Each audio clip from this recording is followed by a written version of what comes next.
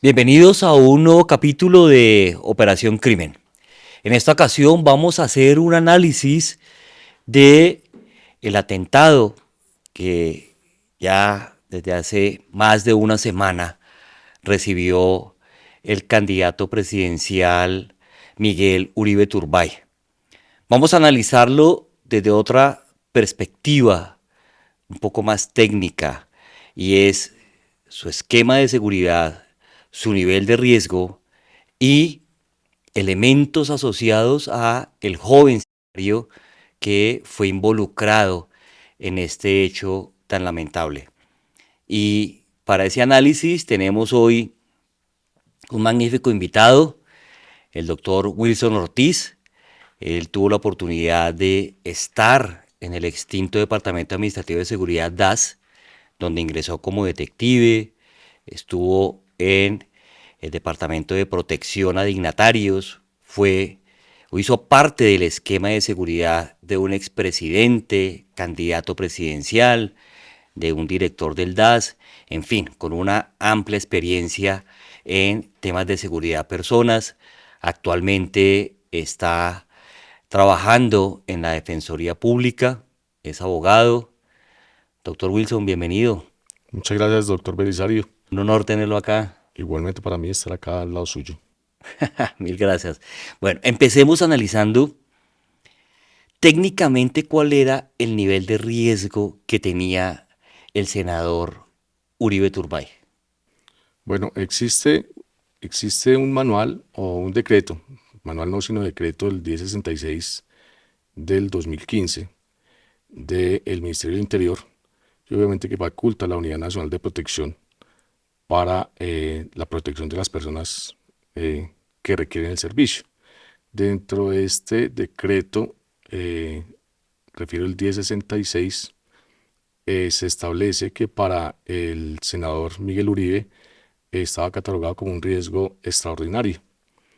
Y para este nivel de riesgo, obviamente dentro de este decreto se establecen unas funciones y obviamente el personal de seguridad que debía velar por la misma, obviamente garantizando la no perpetración de un atentado en contra de su vida.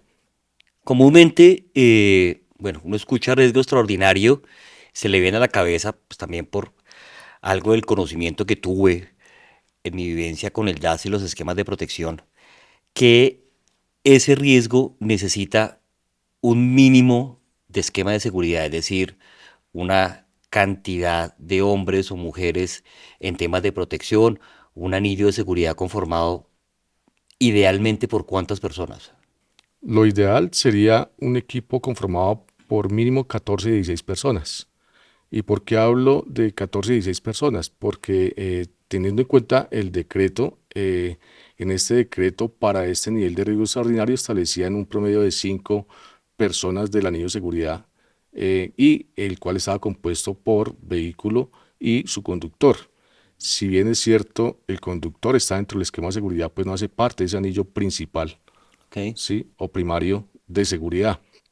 Y si hablamos de alrededor de unas 7 personas por turno, ¿sí? Dejando por fuera un grupo de avanzada que debe existir también para poder garantizar la seguridad de estos personajes. No es menos cierto que se debe tener en cuenta que este personal debe tener un tiempo de descanso. Por lo tanto, no podríamos hablar de 7, 9 personas, sino tendría que hablar del doble de personas porque tendría que trabajar en 2 turnos. No es recomendable pues de que la persona o el miembro de seguridad, el técnico de seguridad que está laborando por más de 12 horas diarias, pues regrese al día siguiente a ejercer la misma labor. Máxime si se tiene en cuenta para este caso específico que el senador Uribe al parecer estuvo hasta las 3, 4 de la mañana en actividad, o sea, fuera de su lugar de residencia. Lo que quiere decir de que el personal pues obviamente ya está diezmado en sus capacidades físicas y motoras para poder garantizar una seguridad efectiva. Uh-huh. La información disponible, lo que se conoce, da cuenta de que en el momento del atentado, al parecer había solamente dos integrantes del esquema de seguridad, es decir, un esquema de seguridad de dos escoltas. El conductor, como todos nos dimos cuenta, pues lamentablemente no apareció. Lo que llega inicialmente en ayuda es una camioneta que al parecer pertenecía a otro político que se encontraba en ese momento en el evento que estaba protagonizando el senador Uribe.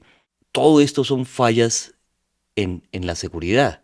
¿Qué otras pudo percibir usted? Pues de la manera más respetuosa, pues observo que aquí no hay equipo de seguridad.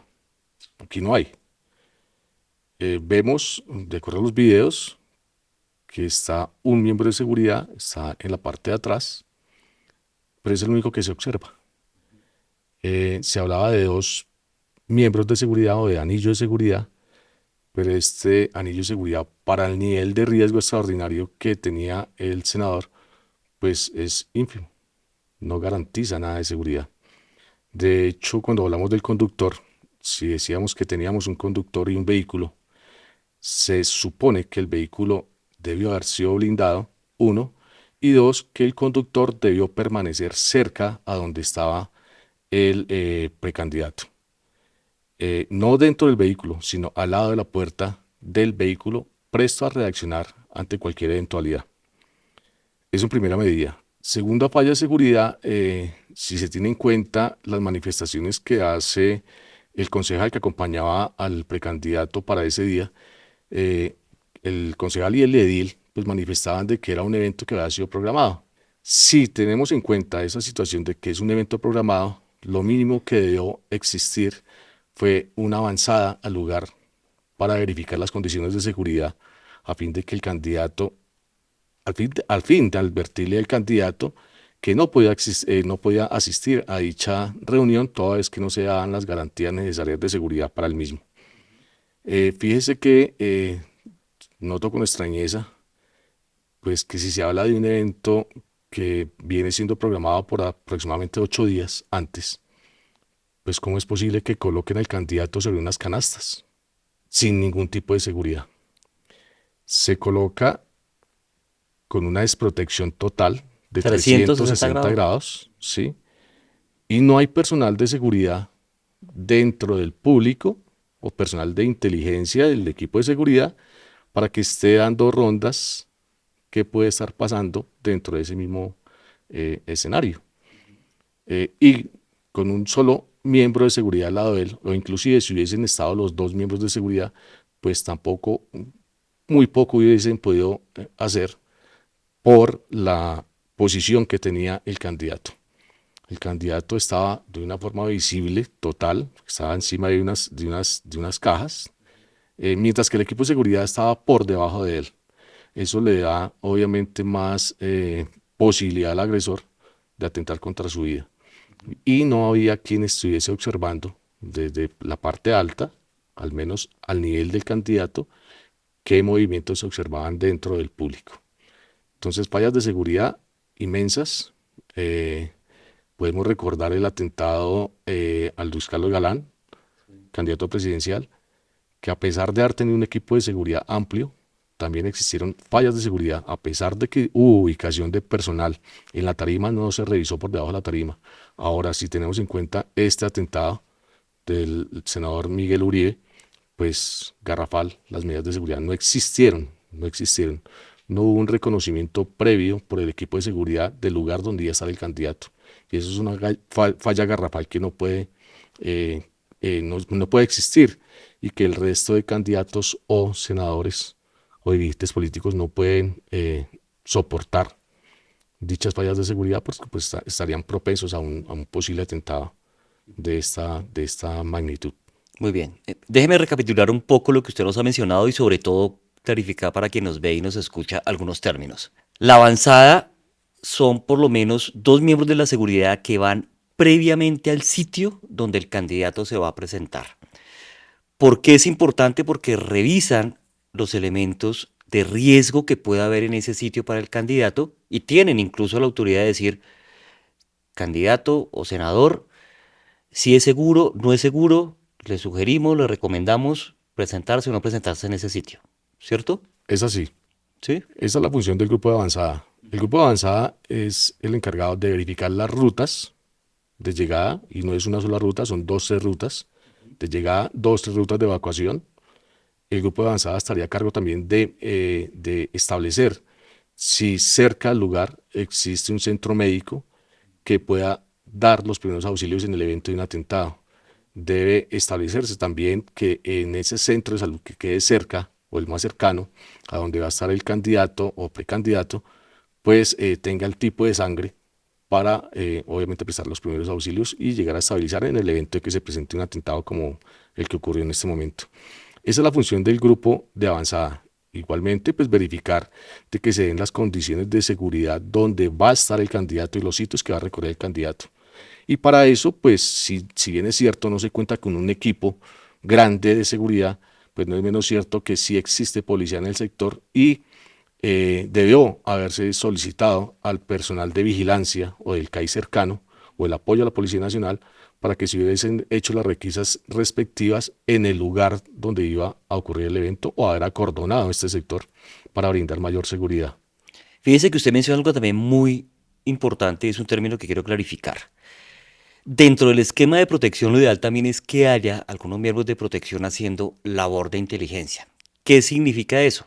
Que estén dentro del público observando precisamente elementos, personas sospechosas que puedan poner en riesgo la seguridad, en este caso del senador.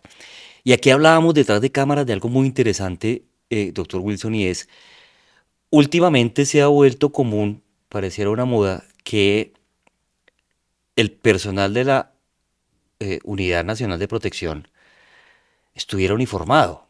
¿Qué significa eso? Pues que son fácilmente identificables, ¿sí? Que tengan una camisa, un camisón de X color, sí, algunos atuendos, pues el enemigo fácilmente los ubica. No están vestidos, digamos, de una forma que puedan pasar desapercibidos.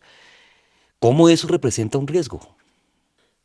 Para mí, desde la experiencia, es una falla garrafal que el personal o los miembros de seguridad, el equipo de seguridad, esté uniformado, porque es fácil detectable por el enemigo.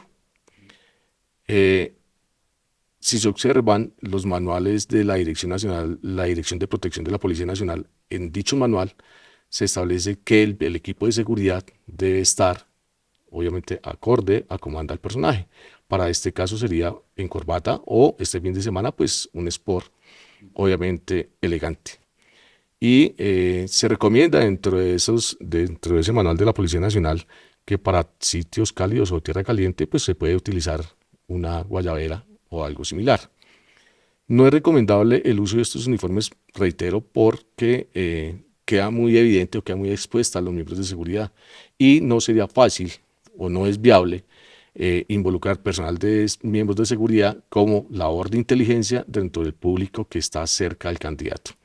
Entonces es una falla que desde mi punto de vista pues no debe ocurrir y se debe optar es porque los miembros de seguridad estén vestidos acorde a cómo anda el candidato.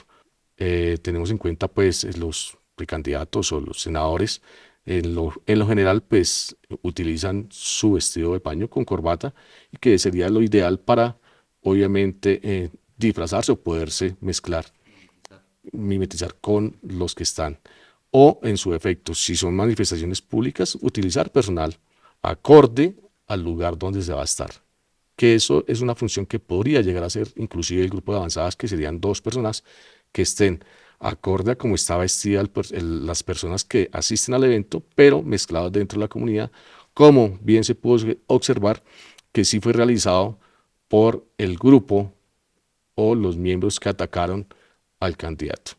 Se habla de que no estaba solo, este menor de edad no se encontraba solo dentro del evento, sino que había más personas mezcladas dentro del evento y que fueron inadvertidas por personal de seguridad, situación que se pudo haber mm, mermado si se hubiese tenido ese equipo de inteligencia del mismo equipo de seguridad del candidato.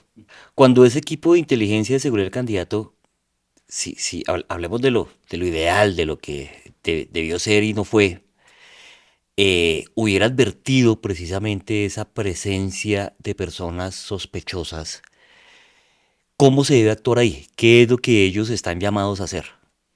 Están llamados a sacar del evento a la persona que vean como sospechosa o practicar una requisa a través de personal de policía vigilancia que está en el sector. Es advertir esa situación y retirar a dicha persona, obviamente practicar la requisa de la forma más Sigilosa, sigilosa, amable. Ujú. podría decirse. Sí. Pero fíjese que se me pasaba por alto en cuanto a la seguridad del candidato. Hablábamos de 360 grados, que estaba vulnerable el candidato. Eh, no es viable que en una manifestación se deje sin protección la parte de atrás donde está el candidato. Y si vemos de los videos que se pueden observar, pues no existe ningún miembro de seguridad, ni inclusive el que estaba con él, pues que pudiese al menos advertir qué ocurría detrás de él o a los laterales. Estaban, tenía un ángulo prácticamente de 90 grados nomás de protección, más no al menos de 180 grados y menos de 360 grados, que fue lo que ocurrió en este caso. Y fíjese que el sicario se ubicó precisamente detrás del candidato. Estuvo siempre andando, sí, rotándose hasta cuando encontró precisamente el flanco más débil, sí, y desde ahí fue donde cometió el disparo. Eh, ¿Qué otras fallas hubo de acuerdo a su análisis y de acuerdo a la normatividad que faltó implementar en ese esquema de seguridad? Reitero, lo que falta implementar, obviamente, es el equipo, los técnicos de seguridad, ¿sí? Yo llamo técnico de seguridad el que sabe qué es lo que está haciendo al lado del candidato y que sabe cuál es su ángulo de protección, qué es lo que tiene que cuidar. Para mí eso es un técnico en seguridad, técnico de protección a dignatarios. Fíjese que aquí no se cuenta sino con una o dos personas. eh, no hay una formación de protección para el candidato, lo que deja al descubierto obviamente que hay unos flancos de riesgo y que fueron aprovechados por secretario menor de edad e inclusive por el equipo que tenía esta persona y que sí estaba mezclada dentro del público. Fallas de seguridad inmensas, tarima, no hay protección, no hay una tarima, no hay protección en la parte de atrás, solo en una parte que es la parte derecha del candidato, que es donde estaba, y en la parte de atrás de él, pero no mirando hacia lo que podía ocurrir detrás de él. O sea, debe haber un equipo o un miembro de seguridad dando la espalda al candidato.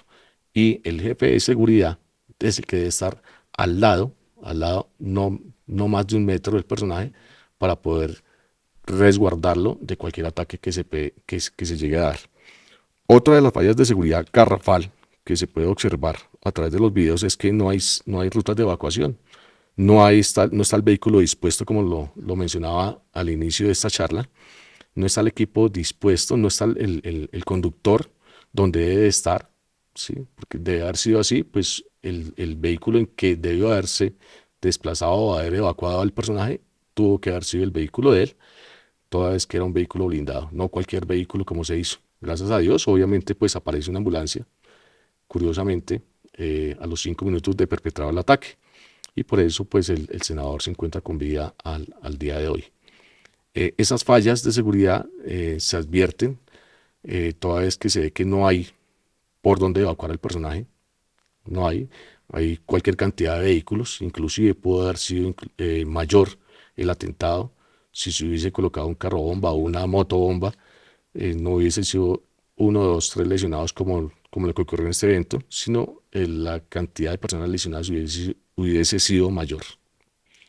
Fíjese que incluso hablábamos tras bambalinas de algo que de pronto dentro de la cultura que usted y yo llegamos a conocer de protección en el DAS, los técnicos precisamente en protección le enseñaban, capacitaban a su protegido, diciéndole cosas como, oiga, no me ponga a hacer otras labores que no sean las de cuidar su vida, las de resguardarlo, ¿sí? No me ponga a cargarle el mercado, ¿sí? A bañarle la mascota, a ir a recogerle sus familiares, eh, porque pues eso no es parte de las labores y peor aún, lo que eso provoca es que haya vulnerabilidad en su esquema y que por estar yo cargándole el maletín, pues descuide un momento de reacción donde esté en peligro su integridad o su vida. Eh, Pareciera precisamente como que eso se dejó de hacer en los esquemas de protección y que lamentablemente hoy día a todos los protegidos no se les está capacitando o haciendo tomar conciencia en lo importante que es precisamente respetar y tomar en consideración a ese esquema de protección. Pues es que pienso, de manera particular, pienso que eso está en cabeza del técnico de protección, no tanto del personaje. El personaje puede manifestar o pedir el favor de que le lleve la maleta o de que le saquen el perrito a pasear, pero están en el profesionalismo que debe tener el técnico en seguridad, de manifestarle al candidato o al personaje de que esa no es su tarea y que en el evento de que se obligue a hacer esa tarea, pues queda desprotegido. ¿De qué nos sirve una persona o un miembro de seguridad con su pistola si no tiene cómo reaccionar por estar cargando una maleta o por estar sacando el perro? Es que la tarea del técnico de seguridad no es esa. Yo he criticado o- o a través de la experiencia y obviamente de mis profesores, que recuerdo y admiro mucho, me hablaban de que una cosa es una escolta y otra cosa es un técnico de seguridad. Escolta es cualquiera. El técnico de seguridad es el que sabe cuál es su Claro. labor y qué está haciendo. Y eso lo da un profesionalismo. Aquí debería funcionar estilo servicio secreto de Estados Unidos, donde es personal capacitado, profesionalizado, ¿sí? Sobre las tareas que se le encomiendan cuando le envían a un equipo de seguridad. Cuando se tiene clara cuál es la función dentro de un esquema de seguridad, pues créame, doctor, que esto no ocurre de cargarle la maleta o sacar el perrito a la calle. Pero tiene que ser muy profesional. Y si se habla con argumento, pues muy seguramente el personaje o PMI terminará entendiendo que efectivamente le asiste la razón al miembro de seguridad y que es una persona profesional y se ganará su respeto. No volverá a utilizar este tipo de situaciones aprovechando pues de su misma seguridad o inclusive reduciendo su misma seguridad. Muy bien.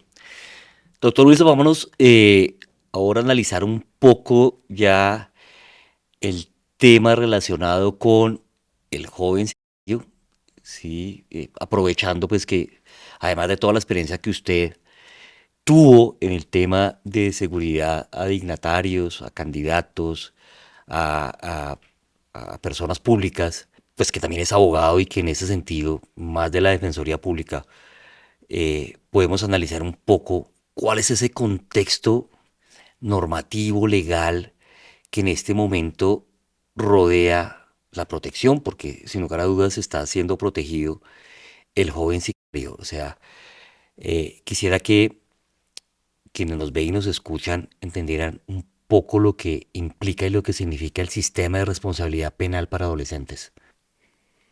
Bueno, en cuanto al tema de responsabilidad penal para adolescentes, pues obviamente hay tratados internacionales, hay convenciones ratificadas por Colombia, donde se le da privación, obviamente, al menor. Se habla sobre este caso de la utilización de un menor, una actividad ilícita. Para este caso, pues el atentado que sufrió el senador Miguel Uribe. Se hablaba en noticieros y en documentales de que debe ser juzgado como si fuera una persona adulta o un mayor, porque tenía pleno conocimiento de lo que iba a hacer. Y eso no está en discusión. Él conocía qué iba a hacer. Pues una persona de 15 años, pues conoce qué va a hacer. Lo que no sabe es las consecuencias de lo que está haciendo. No tiene esa madurez mental, ¿sí? Ni tiene la experiencia para decir, esto me puede llegar a suceder, que es totalmente diferente a lo que se plantea por medios de comunicación y inclusive por unos colegas que dice que se debe caer con todo el peso de la ley. desconociéndose los tratados internacionales y obviamente la misma legislación colombiana. Y acá sí me meto yo a explicar un poco ese tema conductual, comportamental y precisamente el desarrollo cerebral. Estamos hablando de un adolescente, ¿sí? Y precisamente el cerebro adolescente aún no está en completo desarrollo. ¿Cuándo es que la neurociencia ha estimado que nuestro cerebro está completo, por decirlo de alguna manera? No que termine de desarrollarse porque puede pasar toda la vida y podemos tener avances en conexiones neuronales, en neuroplasticidad, en aprendizaje, pero estructuralmente el cerebro termina su desarrollo más o menos hacia los 24 o 25 años de edad. ¿Qué significa eso? Que en un adolescente de 14, 15 años, pese a que tiene lóbulos frontales y que hay algo de corteza prefrontal, todavía no está desarrollada por completo. ¿Y eso qué significa? Que como usted muy bien lo decía, tienden a ser impulsivos. Les gusta la adrenalina, la emoción del momento. Saben lo que hacen, por supuesto, son conscientes y se autodeterminan, pero tienen dificultad en estimar las consecuencias de lo que hacen. ¿Sí? En la toma de decisiones tienen grandísimas dificultades. Todavía no tienen un cerebro lo suficientemente estructurado para tomar decisiones responsables. O sea, son individuos todavía irresponsables, psicológicamente inmaduros, neuropsicológicamente igual, y por eso mismo, digamos que la norma actúa en consecuencia. ¿Sí? Estamos hablando precisamente de unos jóvenes que cuando incursionan en conducta criminal tan fuerte, tan perturbadora como un tema de asesinato, pues la justicia dice sí, hay un castigo, pero es más restaurativo. Y tras bambalinas, usted y yo también hablamos de la justicia restaurativa y cómo se está aplicando inclusive con adultos y en temas como la violencia intrafamiliar, por ejemplo. Eh, pero en el sistema de responsabilidad penal para adolescentes está diciendo es justicia restaurativa que debe trabajar ahí. ¿Qué ocurre? Que sí, estamos de acuerdo en que un joven puede cambiar, un adolescente, en que no se le deben asignar etiquetas tan fuertes como es un psicópata, sí, es un criminal que nunca va a cambiar, por eso mismo merece cadena perpetua, cosa que normativamente en este país, por lo menos al día de hoy, es imposible, no se va a dar mucho menos una pena capital o cosas de esas que a veces, desde lo ligero que uno piensa y por la emoción, pues desea que ocurriera y que precisamente van alimentando el sistema punitivo. Pero es que el sistema de responsabilidad penal para adolescentes no es punitivo. Busca ese elemento restaurador. Que lamentablemente no esté funcionando mucho actualmente, eso es otra cosa. ¿Por qué? Porque en instituciones donde los llevan, a veces en realidad empeoran, a veces incluso son víctimas también de otras situaciones en contra de su integridad. Y pues eso nos está diciendo, lamentablemente no hay un grupo interdisciplinario que se encargue de trabajar el cambio con estos adolescentes infractores, como les llama el sistema, y que verdaderamente los reincorpore a la sociedad como personas funcionales y que no le sigan generando un riesgo. En ese sentido vienen entonces las preguntas múltiples que uno ve por los medios y que dicen, ¿debe cambiarse el sistema de responsabilidad penal para adolescentes? Y si la respuesta es sí, ¿en qué debería cambiarse? Desde mi punto de vista, no es que se va a cambiar el sistema penal para adolescentes, se debe reforzar, ¿sí?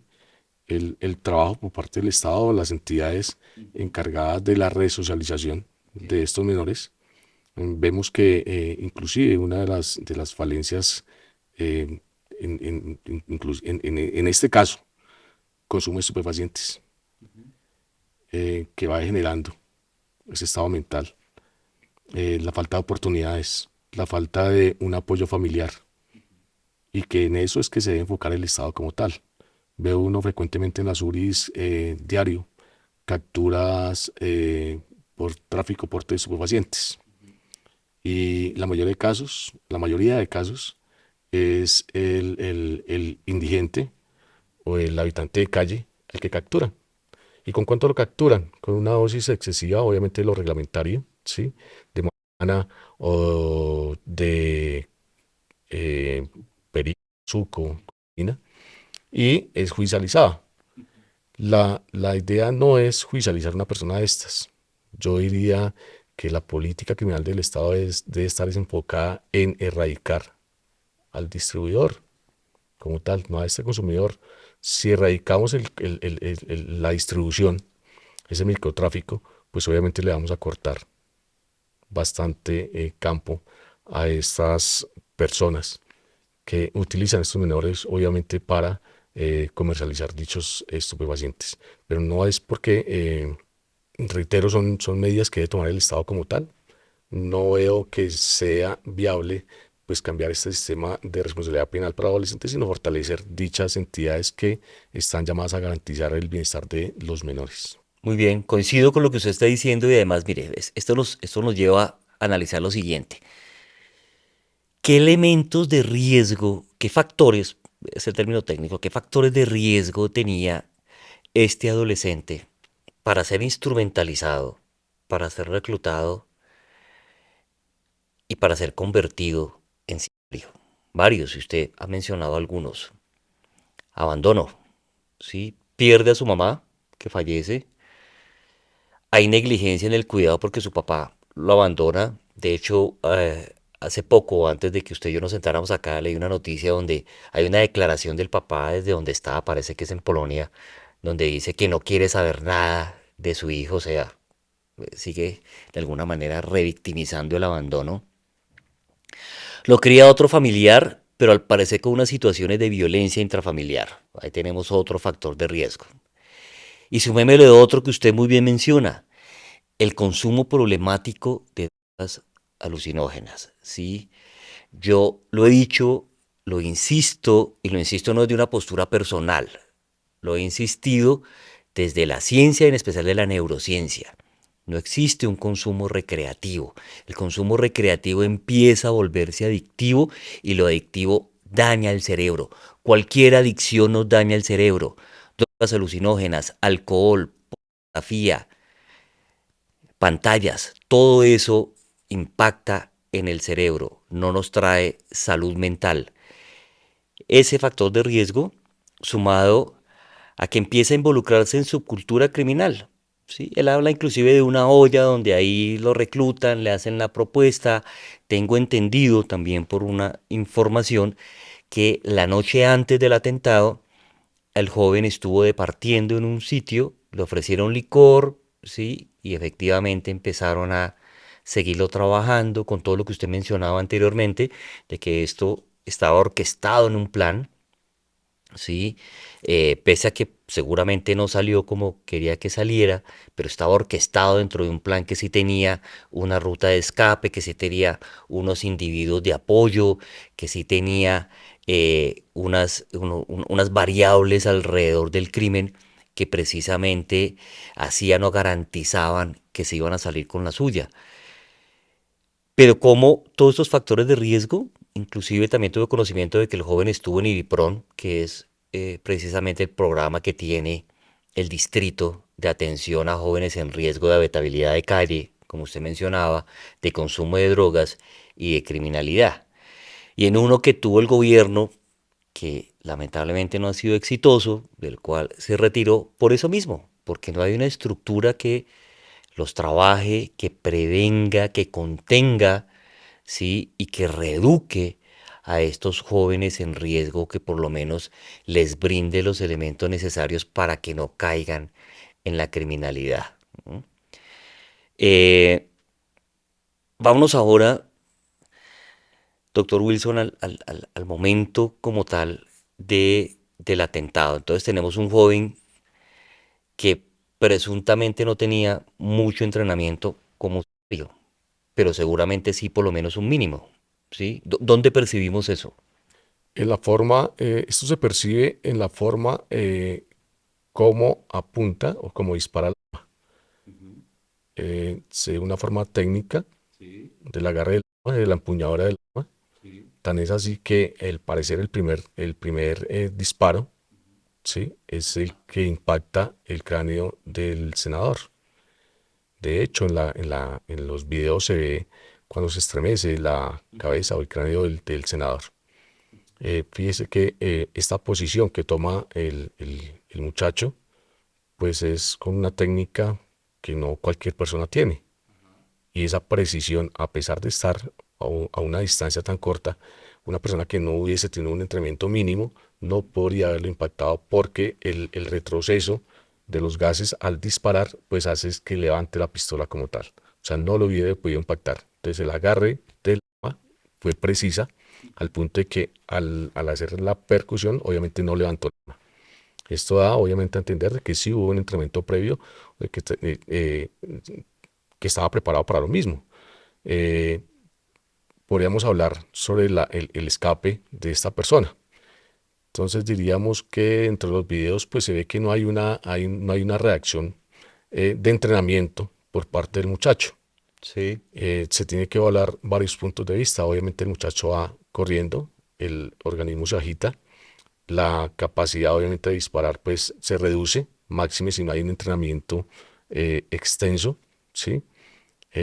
Y pero más curioso es que, que el mismo equipo de seguridad pues no tenga esa precisión que debió tener, porque se entiende o se entendería que el personal de seguridad sí está capacitado y está reentrenado A constantemente reaccionar.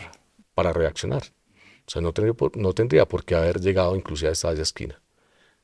Gracias a Dios, obviamente no dan de baja a este muchacho porque es una pieza fundamental y clave para el esclarecimiento de este hecho. Pero dice que con eso que usted dice, yo tengo un análisis particular.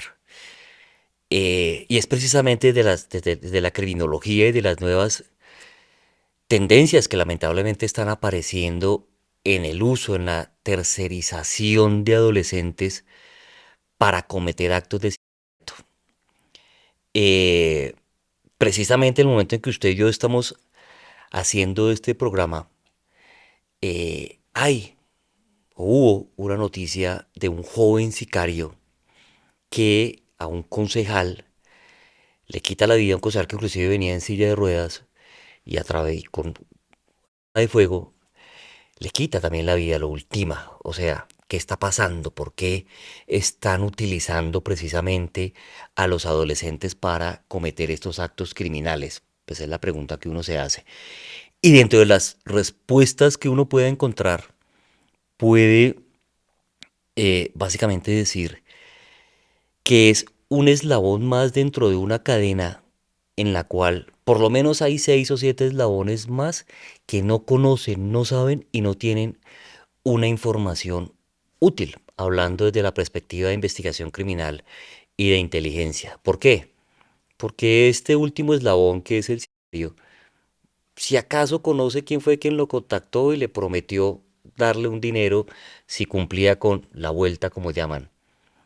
Pero este, si acaso conoce a quien lo subcontrata y así sucesivamente. De tal manera que se pierda precisamente en la investigación o se minimice la posibilidad de encontrar al determinador o los determinadores, llamémoslo de una persona o de un grupo criminal como tal.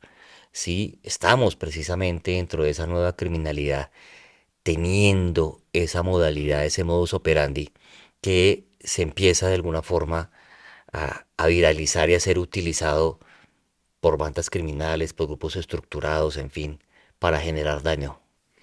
Claro, al utilizar estos menores, mm, llegar a esa cadena, a esa cabeza, que es la que direcciona esa o el actor intelectual, se complica más.